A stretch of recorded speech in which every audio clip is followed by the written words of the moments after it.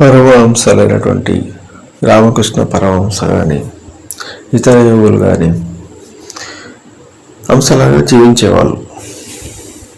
హంస అంటే మనకు తెలిసిన నాడుజు ప్రకారము పాలను నీళ్లను వేరు చేసేది హంస.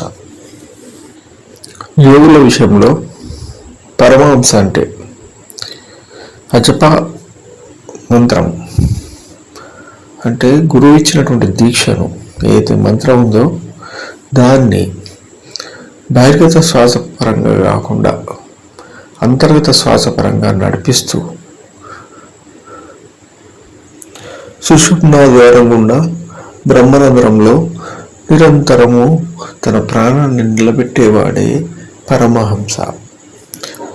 ఈ యొక్క సుషుమ్నా మార్గము గుణరహితము. ఏదైతే గుణాలతో కూడుకున్న ఇంద్రియాలతో కూడుకున్నటువంటి బహిర్గత శ్వాస అవుతుందో సుఖానికి సంతోషిస్తుంది, దుఃఖానికి భయపడుతుంది, దానికి గుణాలు ఉన్నాయి. అది చరిత్రలో కలిసిపోతుంది.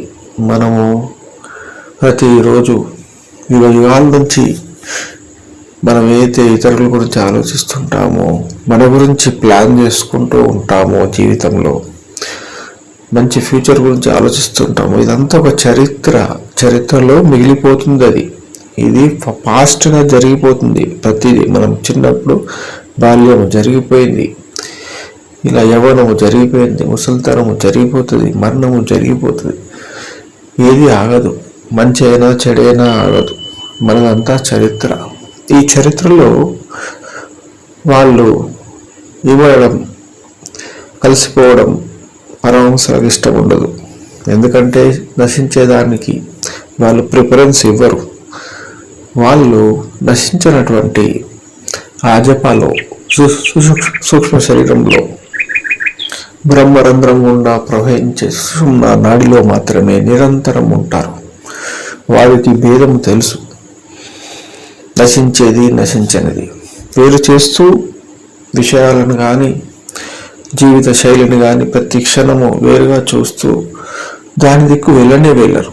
వాళ్ళ యొక్క నిజస్వరూపమే హంసలాగా ఉంటుంది. హంస ఎలాగైతే పాలు నీళ్లు వేరు చేసి తాగుతుందో పాలను, అది యోగులకు యోగి లాంటిది అన్నమాట. దాన్ని ఇప్పుడు చూసిన వాళ్ళు చాలా అరుదు. అది మానస సరోవరంలో సంచరిస్తూ ఉంటాయని అంటారు. అక్కడ కూడా చూసిన వాళ్ళు చాలా తక్కువ. అది కనిపించవలసిన వాళ్ళకే కనిపిస్తుంది. అంతేకాదు, దాని యొక్క గొప్పతనం ఏంటంటే అది అంత్యకాలంలో చనిపోయే సమయంలో చాలా అద్భుతంగా గానం చేస్తుంది అంటారు.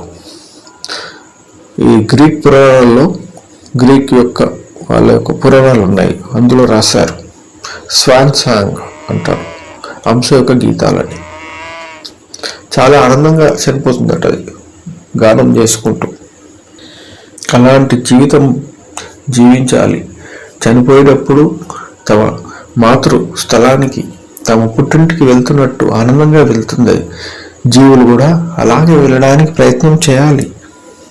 వేదాలలో కూడా చెప్పారు హంసలాగా జీవించాలని.